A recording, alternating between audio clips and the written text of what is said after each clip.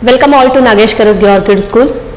पिछली तासिका को हमने हमारा हिंदी का छठा पाठ चिट्ठी का सफर यह शुरू किया था। हमने उस पाठ का थोड़ा सा पाठ्यांश पढ़ा था। अभी हम आगे की पाठ्यांश की ओर बढ़ेंगे। पिछले पाठ्यांश में हमने देखा था कि पत्र के हमने दो प्रकार देखे थे और पत्र लिखते समय हमें किन किन चीजों का ध्यान देना है या फिर कौन सी बातों के ऊपर पत्र सही पते पर पहुंचना निर्भर करता है, यह हमने पिछली तासिका को देखा था। उसके बाद हमने यह भी देखा था कि पिन कोड की शुरुआत कब से हुई, कब से पिन कोड इस्तेमाल होने लगा और इस प्रकार से हमने जो चिट्ठी का जो सफर है वह भेजा और डाक विभाग में किस प्रकार से निरंतर कौन कौन से बदलाव हुए और विकास होता गया, यह हमने पिछली तासिका को देखा है। अभी हम लेख का आगे का पाठ्यांश पढ़ेंगे। पिन शब्द पोस्टल इंडेक्स नंबर। देखिए, पिन शब्द का पूरा नाम यानी कि उसका फुल फॉर्म है पोस्टल इंडेक्स नंबर। पिन शब्द यह इस पोस्टल इंडेक्स नंबर का छोटा रूप है। किसी भी जगह का पिन कोड 6 अंकों का होता है। हर अंक का एक खास स्थानीय अर्थ होता है। उदाहरण के लिए NCERT को भेजे गए लिफाफे पर लिखा है 110016। देखिए, यह जो पिन कोड है 110016, यह पिन कोड यह दर्शाता है कि यह NCERT को भेजे गए लिफाफे के ऊपर क्यों लिखा गया है, क्योंकि जिस एरिया में यह संस्था है उस एरिया का यह पिन कोड नंबर है। और हर एरिया का पिन कोड नंबर कितने अंकों का होता है? 6 अंकों का होता है। तो यह जो अंक होता है हर एक स्थान का अर्थ खास स्थानीय अर्थ बताता है। इसमें पहले स्थान पर दिया गया अंक यह बताता है कि यह पिन कोड दिल्ली, हरियाणा, हिमाचल प्रदेश, पंजाब या जम्मू कश्मीर का है।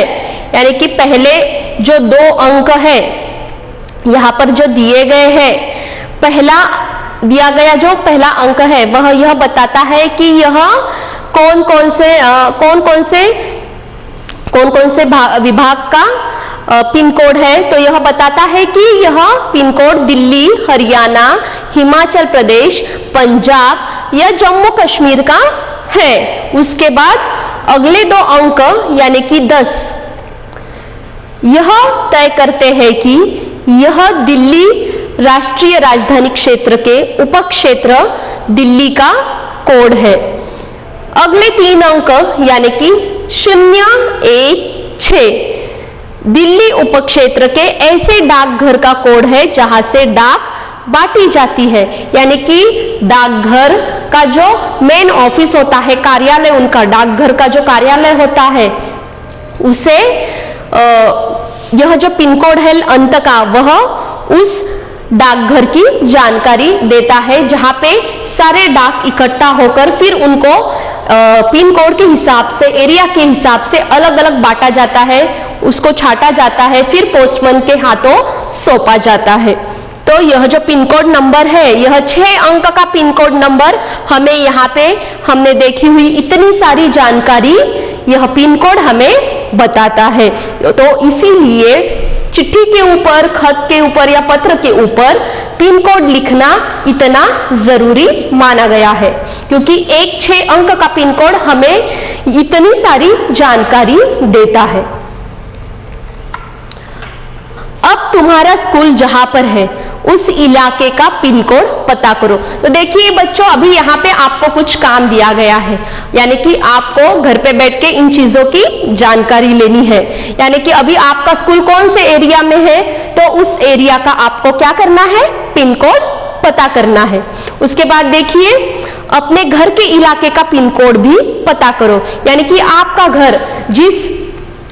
घर जिस एरिया में है, उस एरिया का या उस विभाग का आपको पिन कोड पता करना है। आपको यह सब अपनी जानकारी के लिए, अपना नॉलेज बढ़ाने के लिए करना है। पिन कोड की जानकारी डाकघर से प्राप्त की जा सकती है। तो देखिए, यदि आपको मालूम नहीं है तो आपके मन में सवाल उठेंगे कि हम कहां से इन सब चीजों की जानकारी लें। तो यहाँ पे आपको यह भी बताया गया है कि आपको यह सब कहां से प्राप्त होगा, यानी ये जानकारी आपको कहां से मिल सकती है। तो देखिए बच्चों, पिन कोड की जानकारी आपको डाकघर से प्राप्त हो सकती है। उसके बाद देखिए, डाकघरों में टेलीफोन डायरेक्टरी की तरह पिन कोड डायरेक्टरी भी मिलती है। तुम्हारे इलाके का पिन कोड तो तुम्हारे मोहल्ले में लगे लेटर बॉक्स पर ही लिखा होगा।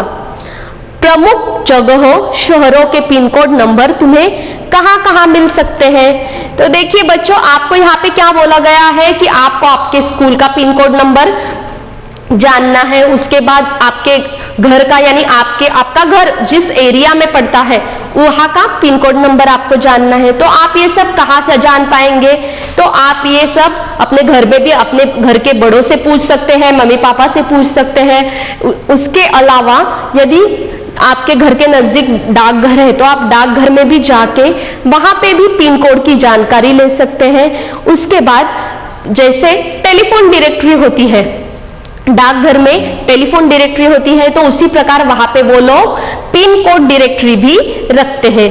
तो उसमें भी आप आसानी से अपने एरिया का पिन कोड ढूंढ सकते हैं। और आपके एरिया में जो लेटर बॉक्स होगा, उस लेटर बॉक्स के ऊपर भी पिन कोड लिखा होता है।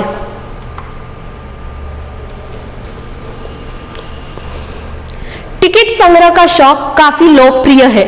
धीरे धीरे इसमें टिकट संग्रह के अलावा डाक से जुड़ी और बहुत सी चीजें शामिल हो गई है। इसको डाकघर का विज्ञान कहना गलत नहीं होगा। क्या तुम जानते हो इस विज्ञान को क्या नाम दिया गया है? यह पता करो और यहाँ लिखो। तो यह पाठ्य पुस्तक में आपके लिए कार्य दिया गया है कि जिस प्रकार बच्चों को अलग अलग चीजों का संग्रह करने का शौक होता है, उसी तरह बच्चों को डाक टिकट जो है वह भी संग्रह करने का और डाक से जुड़ी और अन्य चीजों की भी जानकारी लेने का या उनका संग्रह करने का शौक है। तो यहाँ पे कहा गया है कि इसको विज्ञान कहना गलत नहीं होगा। यदि आप जानते हैं कि इसको कौन सा विज्ञान कहा गया है या इसको क्या नाम दिया गया है, यह आपको पता करना है, इसकी जानकारी आपको खुद लेनी है। और यहाँ पे जो आपको नीचे जगह दी गई है वहां पे आपको उसका जिक्र करना है, यानी वहां पे आपको उसका नाम लिखना है। अभी ये जो कार्य है वह आपको खुद से करना है। आप इसमें घर वालों की मदद ले सकते हैं, लेकिन आपको अपना दिमाग इसमें ज्यादा लगाना होगा। चलिए हम आगे बढ़ते हैं। बहुत पुराने समय में कबूतरों के द्वारा संदेश भेजे जाते थे। जब संदेशवाहक कबूतरों की बात हो रही है, संदेशवाहक यानी कि जो संदेश पहुंचाता है उसे संदेशवाहक कहते हैं। जब संदेशवाहक कबूतरों की बात हो रही है तो उन इंसानों की बात कैसे न हो जो ऐसे समय से डाक पहुंचाने का काम करते रहे जब संचार और परिवहन, संचार यानी जिन माध्यमों से संदेश पहुंचाए जाते हैं, और परिवहन यानी कि कोई चीज एक जगह से दूसरी जगह ले जाना, उसे परिवहन कहा जाता है। संचार यानी कि क्या, जिन माध्यमों से हम संदेश पहुंचाते हैं, और परिवहन यानी कि कोई चीज एक जगह से दूसरी जगह ले जाना, उसे परिवहन कहा जाता है। जब संचार और परिवहन के साधन बेहद सीमित थे, सीमित यानी कि बहुत कम थे, बात हो रही है उन हरकारों की जो पैदल ही आम आदमी तक चिट्ठी पत्री पहुंचाने का काम करते रहे। हरकारों की यानी कि हरकारा यानी कि दौड़ने वाला संदेश वाहन, यानी कि जो व्यक्ति दौड़ते हुए या पैदल संदेश एक व्यक्ति से दूसरे व्यक्ति तक या फिर एक शहर से दूसरे शहर तक पहुंचाता था, उसे हरकारा कहा जाता था। राजा महाराजाओं के पास घुड़सवार हरकारे हुआ करते थे। हरकारों को न सिर्फ हर तरह की जगहों पर पहुंचना होता था, बल्कि डाक की रक्षा भी करनी होती थी। डाकू, लुटेरों या जंगली जानवरों की चपेट में आने का डर हमेशा बना रहता था। आज भी भारतीय डाक सेवा दुर्गम व पहाड़ी इलाकों तक डाक पहुंचाने के लिए हरकारों पर निर्भर करती है। दुर्गम यानी कि जहां पहुंचना कठिन हो, ऐसी जगह को दुर्गम बोला जाता है। जम्मू कश्मीर के लद्दाख खंड में पद्म जस्कार जैसी कई जगह है जहां हरकारे डाक पहुंचाते हैं। तो देखिए बच्चों, बहुत पुराने समय में संदेश किस प्रकार पहुंचाए जाते थे? तो बहुत पुराने समय में कबूतरों के द्वारा संदेश भेजे जाते थे, और जब कबूतरों के द्वारा संदेश भेजे जाते थे उसी समय आदमी भी संदेश पहुंचाने का काम करते थे। तो आदमी किस प्रकार करते थे? तो वह दौड़ते हुए जाते थे, पैदल जाते थे या फिर घुड़सवारी करते हुए जाते थे, और एक शहर से या एक राजा का संदेश दूसरे राजा तक पहुंचाने के लिए इन हरकारों का इस्तेमाल होता था। यानी कि जो आदमी पैदल या दौड़ते हुए या घुड़सवारी करते हुए संदेश एक राज्य से दूसरे राज्य तक पहुंचाते थे, उन्हें हरकारा कहा जाता था। और इन हरकारों को संदेश पहुंचाते समय संदेश की रक्षा भी करनी होती थी, क्योंकि यह जिस दुर्गम मार्ग से जाते थे, यानी कि जिस रास्ते से यह होते हुए जाते थे, वहां पे रास्ते में इन्हें जंगलों से भी गुजरना पड़ता था, तब उन्हें डाकू लुटेरों का सामना करना पड़ता था। तो उनसे संदेश की रक्षा करते हुए इन्हें संदेश पहुंचाना पड़ता था। लेकिन यह पहले ही बात नहीं, लेकिन अभी तक की बात है कि आज भी भारतीय डाक सेवा जो है वह ऐसे दुर्गम जगह पे जहां संदेश पहुंचाने होते हैं, वहां संदेश पहुंचाने के लिए यह डाक सेवा जो है वह आज भी हरकारों के ऊपर निर्भर है। तो इस प्रकार कबूतर तो संदेश पहुंचाते ही थे पहले जमाने में, उनके साथ साथ आदमी लोग भी संदेश पहुंचाने का काम करते थे। आजकल तो संदेश भेजने के नए नए और तेज साधन आसानी से उपलब्ध हो गए हैं। डाक बांटने में हवाई जहाज, पानी के जहाज और जाने कौन कौन से साधन इस्तेमाल किए जा रहे हैं। डाक विभाग भी पत्र, मनी ऑर्डर यानी कि डाक द्वारा रुपए भेजने का चालान, यानी कि चिट्ठी के साथ पैसे भी भेजे जा सकते हैं। मनी ऑर्डर के साथ साथ ईमेल, बधाई कार्ड आदि लोगों तक पहुंचा रहा है। कबूतरों की उड़ान से लेकर हवाई डाक सेवाओं तक का सफर दिलचस्प करने वाला है। तो देखिए बच्चों कि अब तक हमने जितना चिट्ठी का सफर देखा, तो अभी उसके आगे हम देखते हैं कि आजकल हम संदेश बहुत सारे माध्यमों से एक दूसरे तक पहुंचाते हैं, लेकिन पहले इतनी सुविधा उपलब्ध नहीं थी, लेकिन आजकल बहुत सुविधाएं उपलब्ध है जिससे संदेश आसानी से एक दूसरे तक पहुंचाए जा सकते हैं। अभी देखिए डाक बांटने के लिए डाक सेवा में भी कितना बदलाव हो गया है कि डाक सेवा भी अभी डाक बांटने में हवाई जहाज, पानी के जहाज और जाने कौन कौन से साधन इस्तेमाल किए जा रहे हैं। यानी कि अभी इतना डाक सेवा में विकास और बदलाव हो गया है कि हवाई जहाज के द्वारा भी डाक सेवा अपना काम करती है। उसके बाद पानी के जहाज से भी डाक सेवा अपना काम करवाती है। और इसके बाद हम जैसे जानते हैं मोबाइल है, उसके जरिए तो हम आसानी से ही अपना संदेश एक दूसरे को रोजाना पहुंचाते हैं। तो उसके बाद देखिए डाक विभाग पहले सिर्फ चिट्ठी भेजा करता था या फिर तार या फिर स्पीड पोस्ट। अभी उसके बाद देखिए पत्र, मनी ऑर्डर के साथ साथ ईमेल, बधाई कार्ड भी डाक लोगों तक पहुंचा रहा है। अभी हम देखेंगे कि कबूतरों की उड़ान से लेकर हवाई डाक तक का जो डाक का सफर है, यानी कि चिट्ठी का जो सफर है जो हमने अभी तक देखा है, वह आपको भी एकदम आश्चर्य करता होगा। यहाँ पे दिया है कि कबूतरों की उड़ान से लेकर हवाई डाक सेवा तक का जो सफर है वह हमें दिलचस्प करने वाला है। और देखा जाए तो हमने शुरुआत से जो चिट्ठी का सफर देखा है और अब तक हमने जो देखा है उसमें हमने देखा है कि कितना बदलाव हमें देखने को मिला है।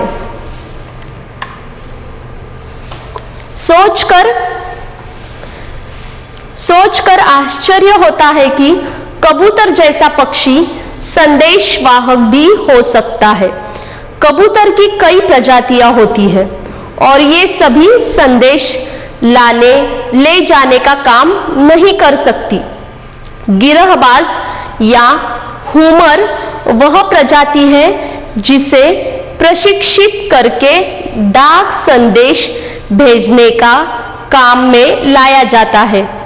देखिए गिरहबाज यानी कि कलाबाज, हुमर यानी कि कबूतर की एक प्रजाति का नाम। आखिर कबूतर अपना रास्ता ढूंढ कैसे लेता है? उन प्रवासी पक्षियों के बारे में सोचो और पता करो। प्रवासी यानी कि दूसरी जगह रहने वाले। उन प्रवासी पक्षियों के बारे में सोचो और पता करो कि वे कैसे सैकड़ों मील का रास्ता और सही जगह तय कर पाते हैं।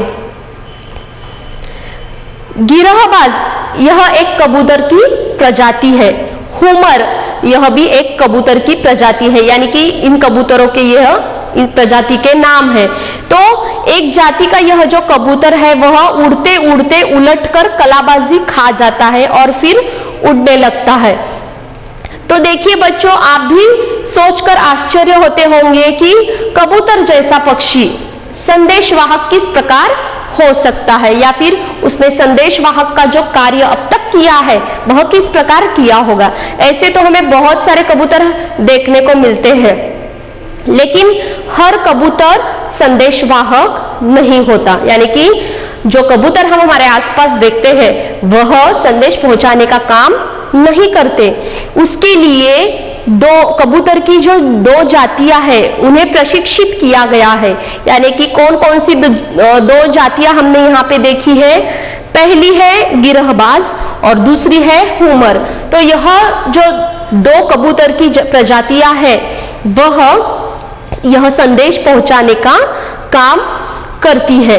तो इनको इस प्रकार प्रशिक्षित किया गया है कि वह यह काम बहुत ही सरलता से करते हैं। तो आपको भी थोड़ा सोचना है कि किस प्रकार से ये पक्षी जो है यह काम करते हैं, या फिर जो प्रवासी पक्षी है जो हमारे यहाँ आते हैं वह किस प्रकार अपना रास्ता याद रखते होंगे, या किस प्रकार से सैकड़ों मील का रास्ता तय करके आते जाते होंगे। यह भी बहुत सोचने वाली बात है।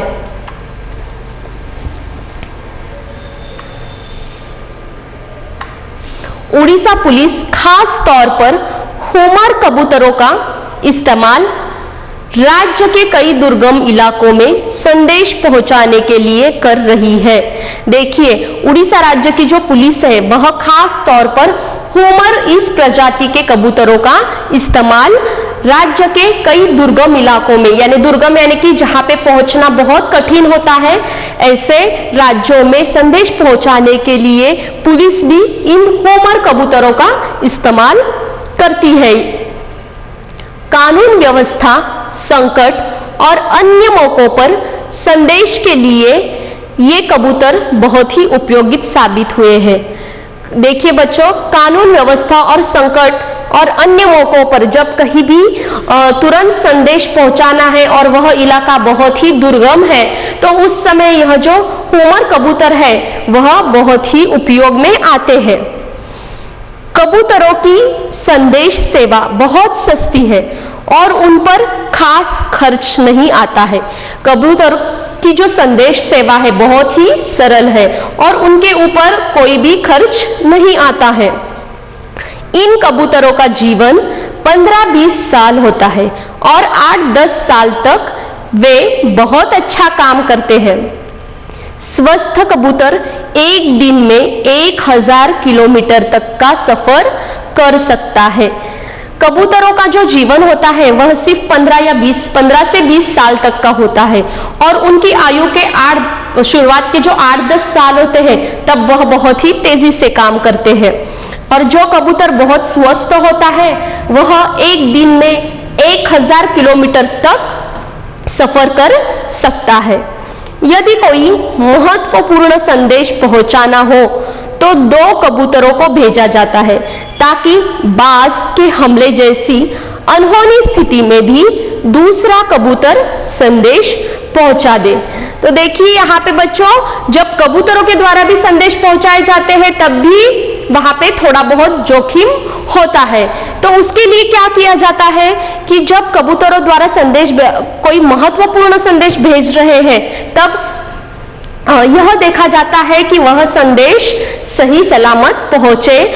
और जब बाज जो है वह कबूतरों के ऊपर हमला करते हैं तो इसके लिए यदि बाज कबूतर के ऊपर हमला करे तो संदेश बहुत ही महत्वपूर्ण है, उसे समय पर पहुंचना है, तो एक साथ 2 कबूतरों को भेजा जाता है ताकि यदि बाज उनके ऊपर हमला भी करे तो दूसरा कबूतर वह संदेश तुरंत दूसरी जगह पहुंचा सके, वो भी समय पर। तो इस तरह से कबूतरों को भी प्रशिक्षित किया जाता है संदेश पहुंचाने के लिए। चलिए अब हम आगे बढ़ेंगे। शायद यह पढ़कर तुम एक ऐसे कबूतर की कहानी पढ़ना चाहो जो दूसरे विश्व युद्ध में संदेश पहुंचाता था। इस कबूतर की कहानी नेशनल बुक ट्रस्ट से अंग्रेजी में छपी एक किताब में दी गई है। किताब का नाम है ग्रे नेक, जो कि इस किताब के हीरो का भी नाम है। तो देखिए यहाँ पे आपको उस किताब का चित्र दिख रहा है।